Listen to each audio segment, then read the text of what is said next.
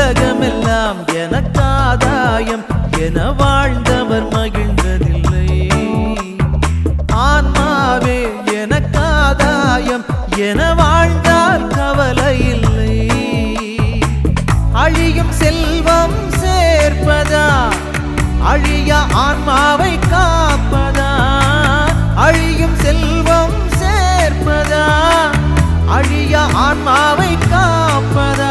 இந்த கேள்விக்கு பதிலாய் வாழ்ந்தவர் யார்? அவரே புனித சவேரியார். உலகமெல்லாம் எனக்காதாயம் என வாழ்ந்தவர் மகிழ்ந்ததில்லை.